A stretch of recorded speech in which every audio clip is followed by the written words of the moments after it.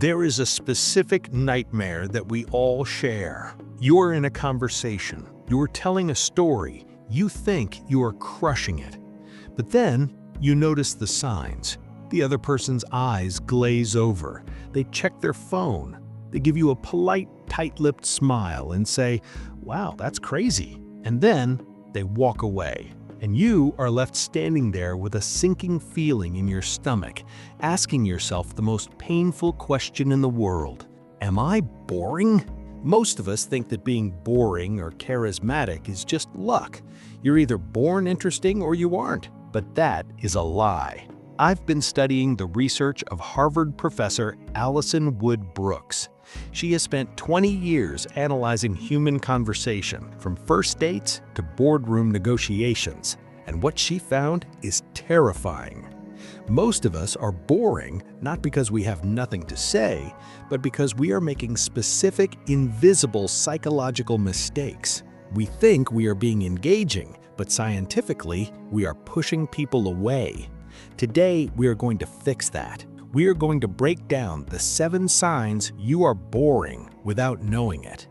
If you recognize yourself in even one of these, it's time to change. Let's get into it. Sign number 1, the boomerang. Sign number 1 is the most common mistake on this list.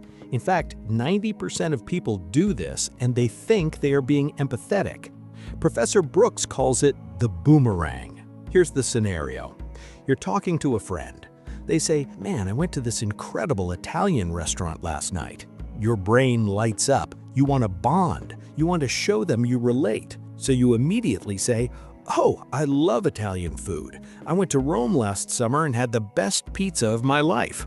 You think you just bonded, but what you actually did was steal the microphone. They threw a topic out like a ball, hoping you would catch it and ask them about it. Instead, you caught it like a boomerang and threw it right back to yourself. This signals to the other person that your life is more interesting than their life. It makes you exhausted to talk to. Likable people suppress their ego. Instead of the boomerang, use the follow-up. When they say, "I went to an Italian restaurant," you ask, "What was the best dish you ate?" or "Who did you go with?"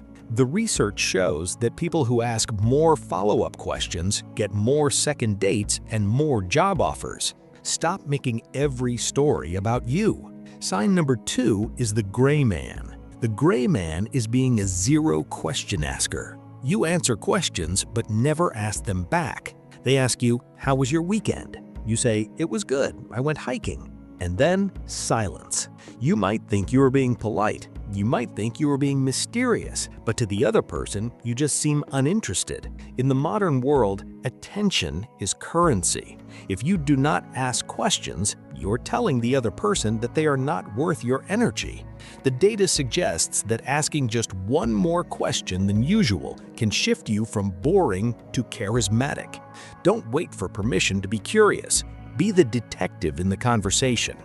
Sign number 3 is the logic bully. If you pride yourself on being logical or rational, you are probably guilty of this. You are the logic bully. This happens when someone says something you disagree with. Maybe they say, "I think the sky is purple." Your instinct is to say, "No, I disagree. That is factually incorrect. Here's the evidence why it is blue." You might be right, but you are also insufferable. Professor Brooks explains that the moment you say, "I disagree," the other person's brain goes into defense mode. They stop listening. They feel attacked. And people do not like people who make them feel stupid. If you want to be interesting, you need to be validating. Instead of arguing, say, "It makes sense that you feel that way. Tell me more about why you see it as purple." When you validate someone, you become a safe space. And people are addicted to safe spaces. Sign number 4 is the content dumping. Have you ever been stuck in a conversation where someone is talking at you, not with you?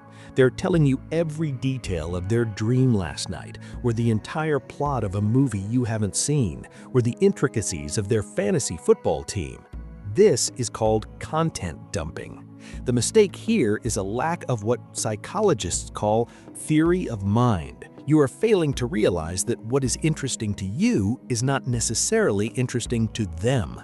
You are failing to read the room. Professor Brooks suggests that great conversationalists are always editing.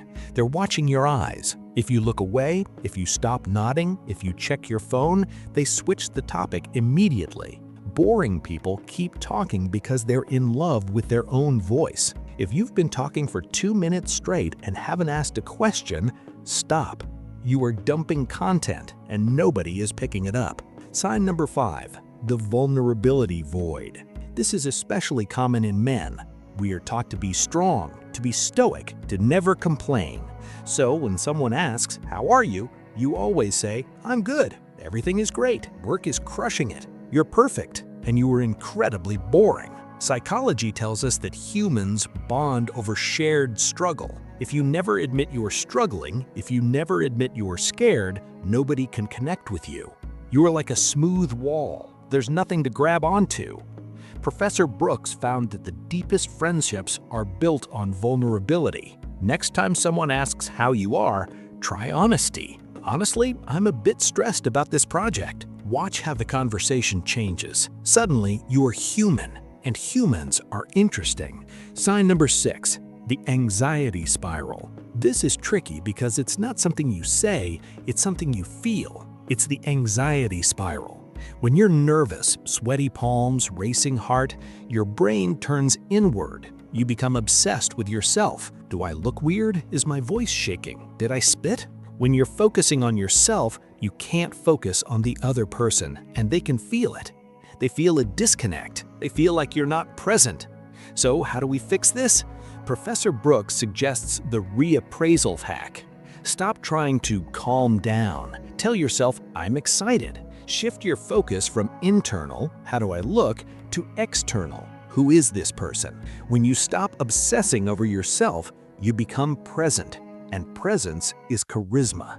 And finally, sign number 7, the reason why your conversations feel flat and forgettable. You are a cliché machine. "How are you?" "Good." "Crazy weather, huh?" "Yeah, wild." "How's work?" "Busy." This is low-density conversation. It's autopilot. It requires zero brain power. If you respond with clichés, you are boring. The fix is topic prep. Before you walk into a room, spend 30 seconds thinking of one interesting thing. Instead of asking, "How are you?" ask, "What are you excited about lately?" Instead of saying, "Work is busy," say, "I'm working on this crazy project that might fail, but I'm loving it." Break the script. Wake people up. Here's the truth. Being boring isn't a life sentence. It's just a set of bad habits. You have been boomeranging. You've been avoiding questions. You have been hiding your vulnerability. But starting today, you can flip the switch. Ask one more follow-up question. Validate someone's feelings and have the courage to show your cracks. You don't need to be the loudest person in the room to be the most interesting. You just need to be the most interested.